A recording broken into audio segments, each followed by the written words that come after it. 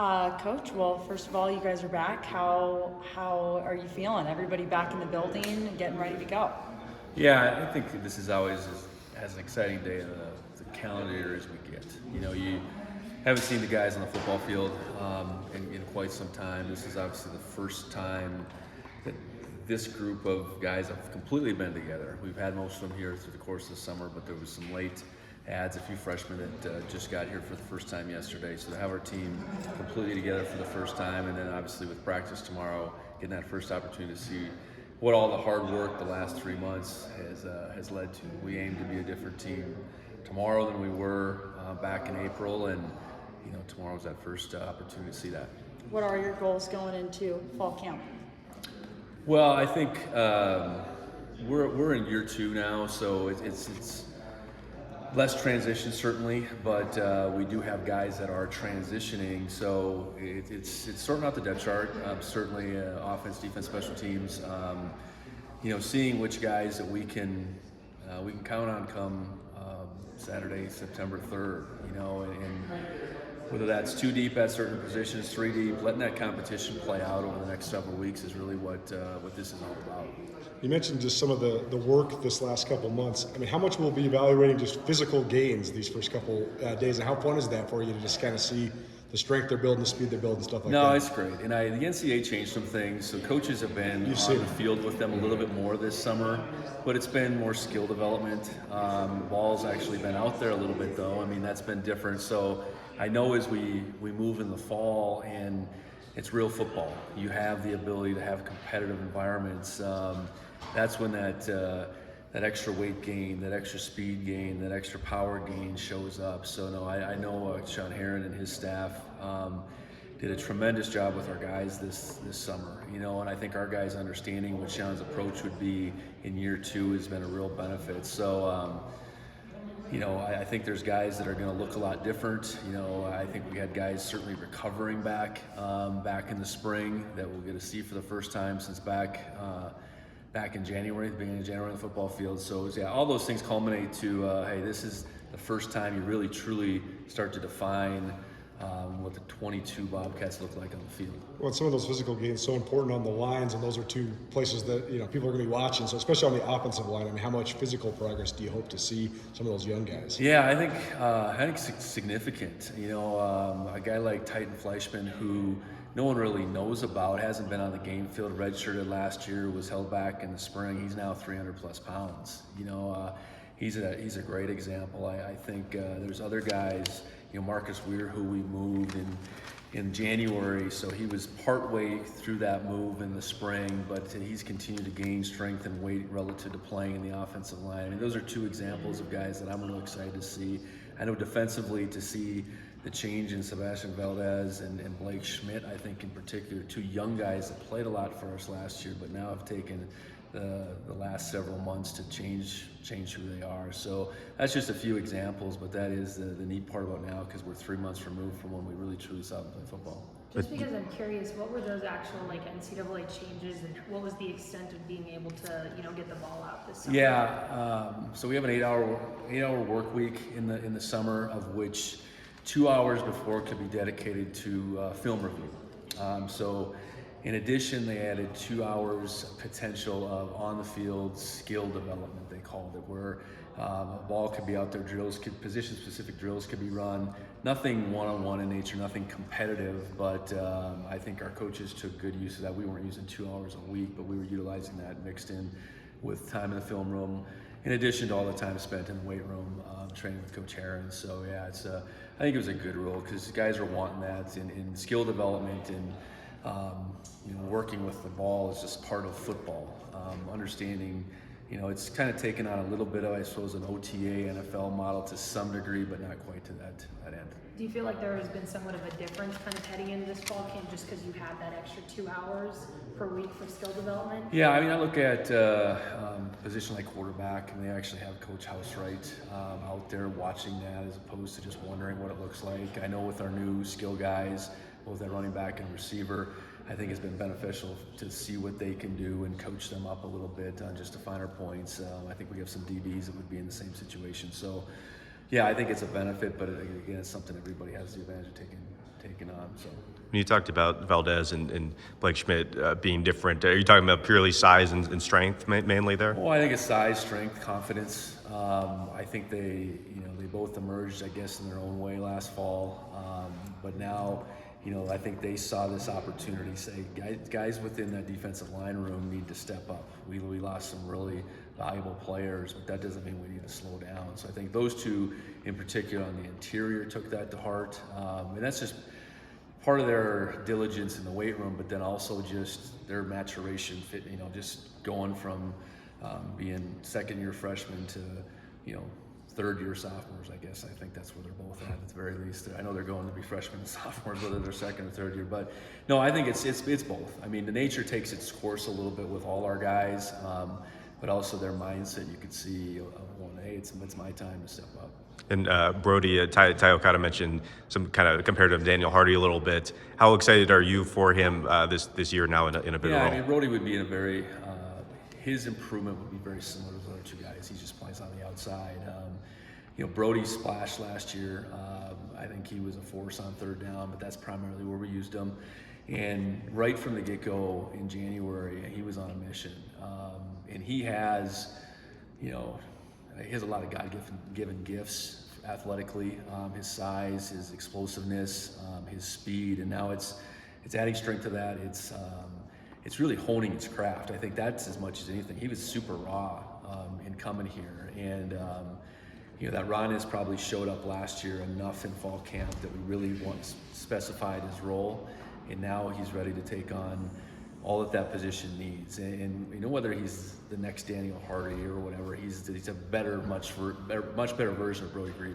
And that's how I see it. But I think a guy that does have, all conference capabilities, and we're challenging to that. Speaking of those two inside guys, interesting that they're from the same high school. So, I mean, what do you think of that? Just the fact that they're from the same area, from the same program.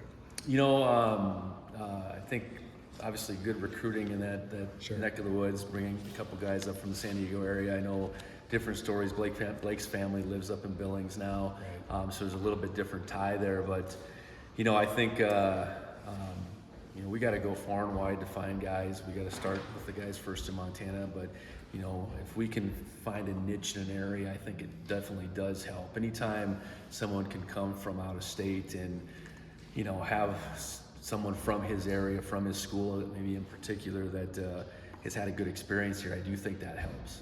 Well, it seems like, too, at this level, a lot of times guys are trying to catch up physically and catch up with the game. They seem to have the physical part figured out. So how much is just going to help them improve, just getting experience on the field? Yeah, I think with experience comes just a different level of confidence, and maybe a bigger toolbox.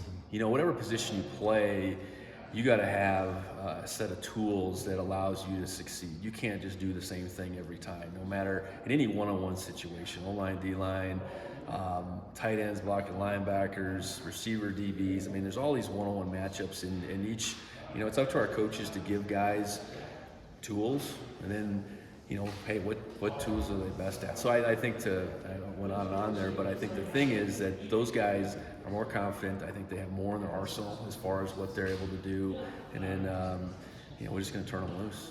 Is there anything more you've learned, I guess, in the last couple of months from that national title game, specifically with defensive line, that you've tried to focus on and improvement in those areas? Well, I think you look back at that game and with a critical eye and understand that we didn't win the line of scrimmage battle either way. But we just can't change who we are in an instant. So I think you charge our guys to say, okay, how much bigger and stronger can we get from January now to August? I think certainly how we utilized our guys that day on the track that we played on, I think is part of it. So that's something I think that's specific to that particular day. But I think to your point, I think it's about getting bigger and stronger. And how do you do that? It's recruiting, it's development. It's recruiting, it's development, it's competition. And I think we have more of that, the competition piece in both the O-line and D-line. And that ultimately is what brings the best out of any one of these individuals. So, are we exactly where we need to be? No, I think we're getting closer, and I think we're continuing to recruit to, being able to win that style of matchup. but wherever we're at right now, and we got to do the best we can with what we have. So that game, I suppose, was a learning opportunity for us. It was disappointing, but we've certainly moved on from it as well. Is there a group, an area, a player that you're most excited about right now going into fall camp? Oh boy, I think offensive skill right now. I think that I would lump running back, receiver together because we do have a bunch of new faces. I think we have some returners certainly, but what can Kagan Williams, Jared White show up running back in addition to Elijah and Lane, Garrett Kuhn, those guys. I think at receiver, we returned Willie certainly as our leading returning receiver. We saw a little bit of Robbie Alston in the spring, but Cleveland Thomas, Marquis Johnson, Malik Mullins, Christian Maya coming in. There's question marks there. So I think it's always those question marks, those unknowns that you're most excited about, especially when you feel like you have guys with ability to step into those roles. We've seen young offensive linemen and young offensive line units be able to play in this league, but how much of it is just kind of enduring growing pains and almost certainly going to be young there? So, what is the step as forming kind of a unit more than just individual guys? Well, I think it's determining how many of these guys do we think should be on the field. Is that kind of last year we left fall camp and that number maybe was at 6, maybe 7, and that was enduring, an injury, I think, that certainly affected where we're at the beginning of fall. I think this year that number realistically is more 8 or 9. So now within that group, does that mean you're rotating guys? Does that mean you're rotating guys early in particular to get that experience growing? And then not asking that unit to do things they're incapable of. So I think part of fall camp is just where are our strengths, where are areas that we probably need to protect, where are areas we need to find out in those first couple games in particular, what do we need to change, and trying to craft our game plans to that. Spring is so much about just finding where guys are at, letting the dust settle, so to speak. Now it's about finding where guys are at so you can go in and play a game and win a game in September. I think that's the difference right now. Does it help having a returning starter at center, though? I know Justice is only a sophomore, but it seems like he's got some savvy in the inside. Yeah, for sure. I think having your stability from kind of the inside out is important. The center is the communicator. Ideally is the leader. I think that is where Justice is at right now. I think and he's got a level of confidence, but he also, I think, understands that there was work for him to do too. So we're gonna have competition at all those spots. But yeah, he's a key to our success this year. Looking back at spring ball, Isaiah was one of the guys who didn't get to practice. Is he a full go come tomorrow, or are you guys still kind of limiting his playing a bit? He's not. You were in the media room that whole time doing your own thing. So where Isaiah's at right now, he's in the back half of his recovery, or the back side of his recovery. We're kind of in a month-to-month mode, honestly, right now. So we had out on the field tomorrow. He won't be out there. He's working real hard, though. He's really been diligent about his recovery. His surgery going back to the late winter got pushed back because of when our season finished. And I don't think we would trade that. He wouldn't trade that. He came back and played in that championship game for good reason. So we're working through that. I suspect he'll be back at some point in time. It'll probably be on a monthly basis right now that we update that situation. So there's a chance he won't play September 3rd? I think that's fair, yeah. For him not to be out there tomorrow and be out there at the beginning of September is pretty spot on. Anybody else that you're thinking about that might be send back or playing? Coy Steele and Kyle Rigg both suffered season-ending injuries in the midst of last year. Coy's was at Portland and Kyle's was at Wyoming. So they're on the tail end, but those are pretty serious injuries, so they're still on the mend. They won't be out there practicing, but they're doing everything they can as well. And the last question for me, although Isaiah might not play for a little bit, he still was named on that Walter Payne Award list, as well as Tommy. Just thoughts on that, 2 Big Sky players from your team? Yeah, I think, when you're looking at preseason player of the year honorees, I think that speaks to two completely different situations. Isaiah with this huge body of work, and he certainly was our go-to guy, and then some last year, and then Tommy flashing like he did in December on such a big stage. So I think it's a credit to their performances and what people anticipate they'll be able to do. So proud of them and proud of what they've been able to do for us. When you have a bunch of newcomers at receiver specifically, I mean, those guys are obviously going to try to be making plays, producing, competing against each other. How do you acclimate them to sort of the culture of a team dynamic, because they're going to be trying to beat each other around and kind of find their way on the field? I think part of that is in recruiting, you're trying to measure that. You're trying to measure, transfers are looking for something, and is it opportunity? Why are they leaving? I think you try to sort through all that. I think, in both Ravi and Cleveland, the guys that are one-year guys, I think we found guys that fit in well. And Ravi did right from day one back in January, and Cleveland from the time he got here in June has done the same.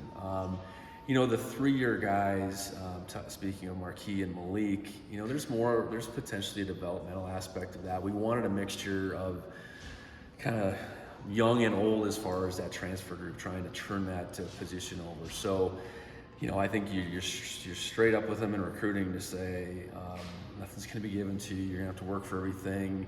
And here's what we do offensively. Here's how we want to utilize you, and go get it. So to this point, those guys have all fallen in line with that, and it'll be fun to see that take shape.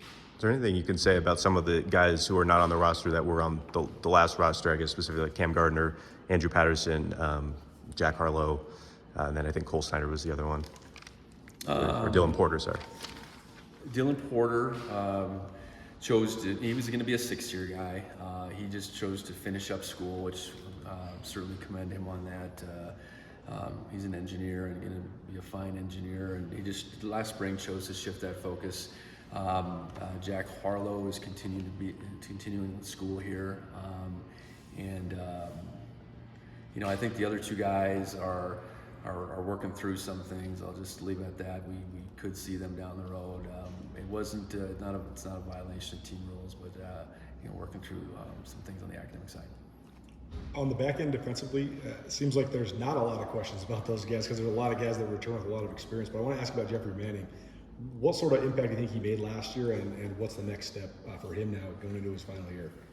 Yeah, he made I think a significant impact last year. He covered a lot of ground, made the plays he needed to by and large. Really played at a level that exceeded maybe our expectations. So now, we raise those expectations for him. I think for him, it's things like taking on a little bit more of a communication role, taking more on a leadership role. And then on the football field, just, making all the plays he made and maybe a few more. I think that's what you ask of a guy like that. I think, each one of our guys that played on the field last year, whether that was a primary or a secondary role, you're asking them to heighten what it looks like this fall. So just like many of our guys, Jeffrey's been challenged. It's just so interesting, that position too, because he's playing next to a guy that's now in the NFL. There's guys in front of him that are in the NFL, so not a lot of tackles coming his way. So I mean, how much of it is maximizing the opportunities you're provided, especially when there's so much talent in front of you? Well, he's the last line of defense, so hopefully a ton of things aren't getting to him from a run game perspective. You don't want him having 100 tackles, right? Right, for sure. We were pretty shore up in front of him last year. So I think more of his is not letting anything behind him in the pass game, and if something does leak out in the run game, he better get it down on the ground. He's not a guy, because of the nature of his position. We don't ask him to play much man to man. He's not a safety that pressures. He's playing deep, and I think he's got to be really disciplined to play that kind of position. And I think he showed that last year, and ideally he can take it to another level.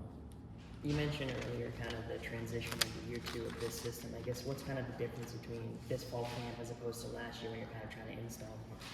Well, I think there's less guys trying to figure out what we're doing, and coaches trying to figure out what guys can do. Now, you add some dynamics, or you add new players to the mix, you add new coaches to the mix. There's still a little bit of that, but I just think our guys aren't going into fall camp blind of our process and how we do things. And that doesn't assure you anything. It just, I hope is more streamlined, more competitive, all those things you think you can take forward in a second year. Given Isaiah's circumstance, how important is it right now that guys like Lane Sumner and Elijah Elliott step up? Well, I think real important. It's not just counting on filling that void from the outside in with Kagan and Jared in particular. It's you look at Elijah and Lane. Neither of them were really healthy last year. Lane got hurt against Wyoming and was really never the same. Elijah had some ups and downs. So, and physically, they're both another year. So it starts with those two. It really does, and they both bring different things to the table. So it's going to have to be one way or another by committee.